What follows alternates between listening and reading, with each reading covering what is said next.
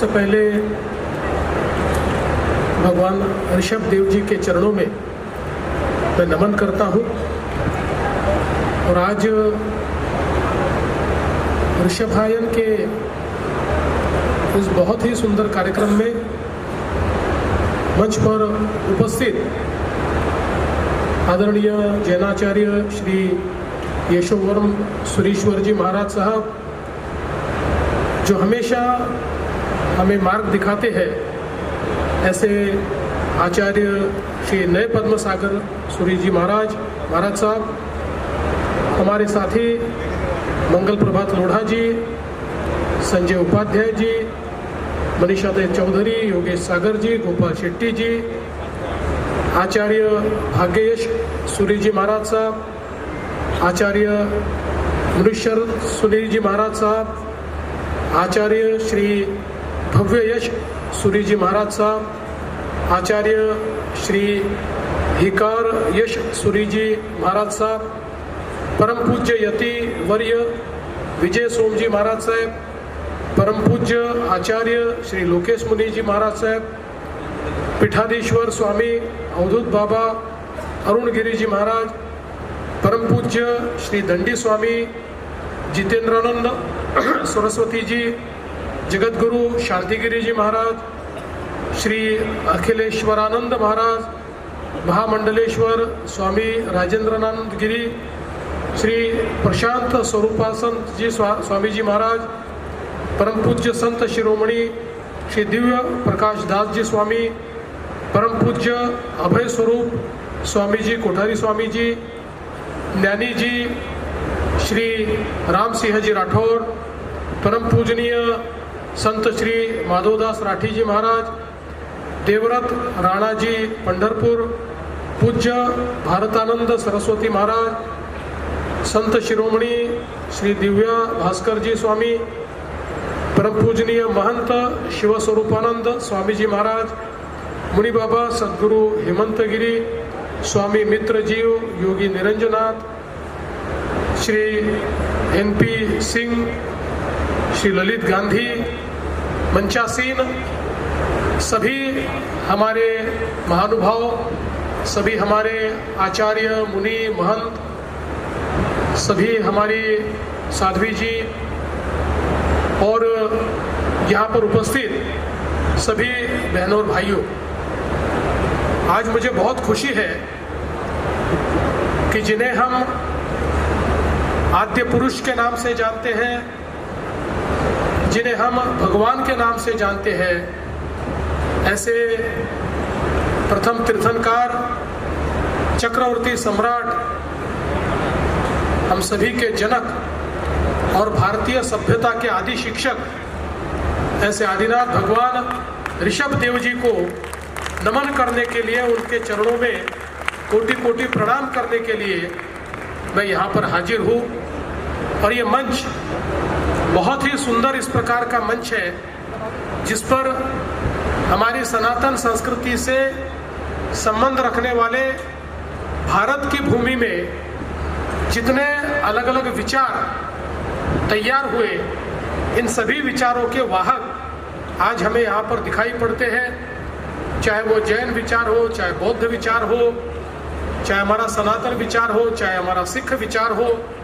सभी विचारों के वाहक एक साथ इस मंच पर आकर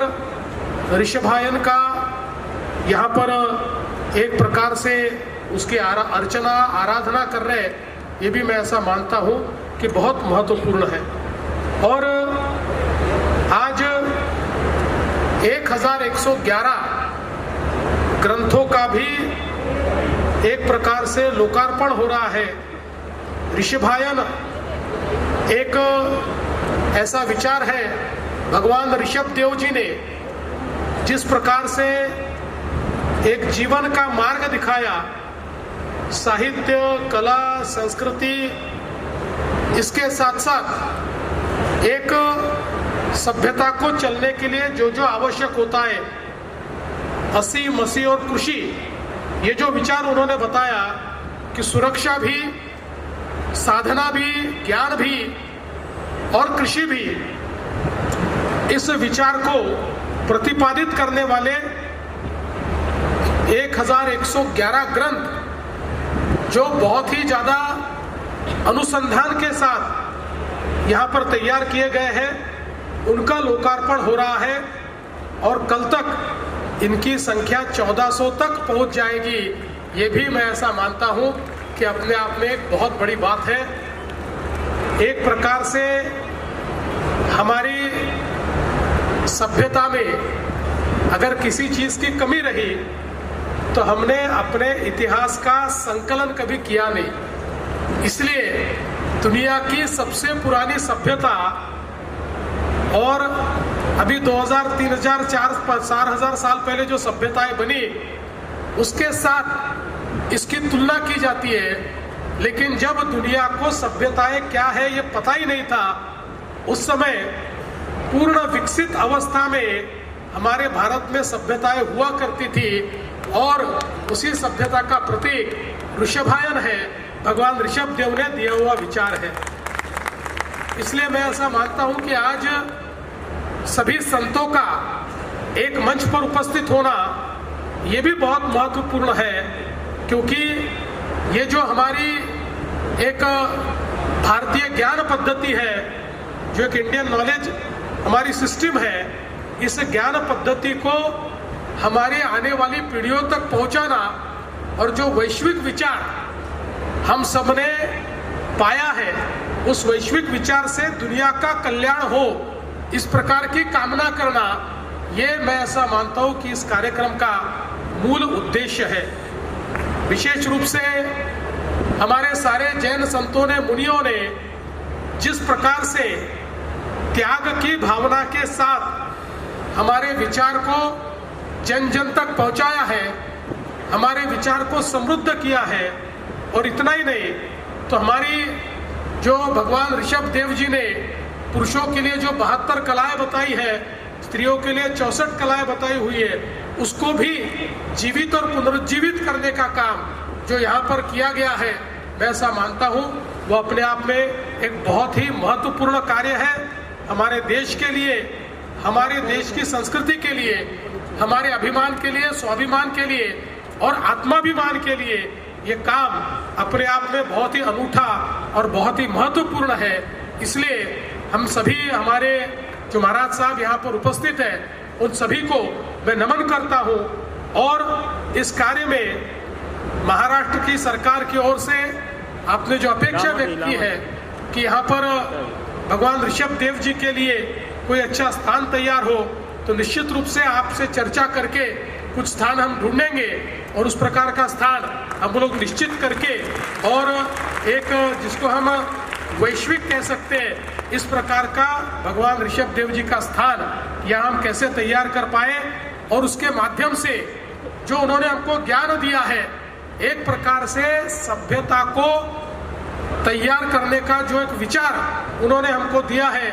ये जो कलाएं हमको दिए, जो स्थापत्य शास्त्र हमको दिया है, जिस प्रकार से धातु निर्माण का ज्ञान हमको मिला है, जिस प्रकार से विनिर्माण का ज्ञान हमको मिला है, ऐसी सारी चीजें जो उनसे शुरुआत होती है, उस ज्ञान को एक साथ लाने का जो प्रयास है, इसमें निश्चित रूप से हम लोग सहभागी होंगे, ऐसा मैं आप सभी को यहाँ पर आश्वस्त करता हूँ। और इस बहुत ही अच्छे कार्यक्रम में आपने मुझे यहाँ बुलाया, भगवान ऋषभ देव जी के दर्शन करने का मौका दिया और ये जो हमारा बहुत ही बहुमूल्य ज्ञान है, इस ज्ञान के साथ जुड़ने का आपने मुझे मौका दिया, इसलिए आपका आभार व्यक्त करते हुए अपने शब्दों को विराम देता हूँ। धन्यवाद। आगे पधारे, साथ में नीचे विराजे हमारे गोपाल सेठी जी, आप भी ऊपर पधारे, या योगेश सागर जी, संजय उपाध्याय जी, हमारी बहन जो मनीषा ताई चौधरी जी, वो भी आगे पधारे, मंगल प्रभा जी लोढ़ा जी आपके साथ, और आगे यहाँ पर राजा ललित गांधी जी, राजा ऋषभ के जीवन चरित्र पे आओ लाभार्थी परिवार, आप आओ और ये भव्य किताब का लोकार्पण यहाँ किया जा रहा है। भाई बीच में से एक तरफ है, बीच में से एक तरफ है।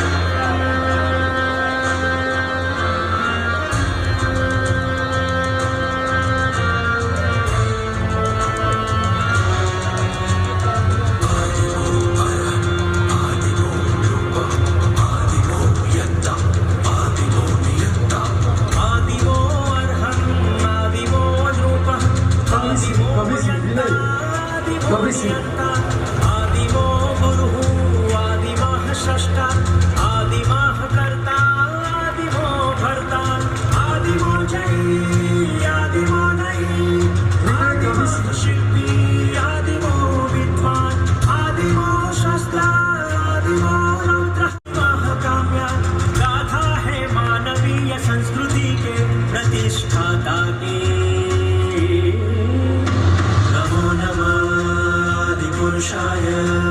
नमो नमः आदिपुरुषाय। तालियों के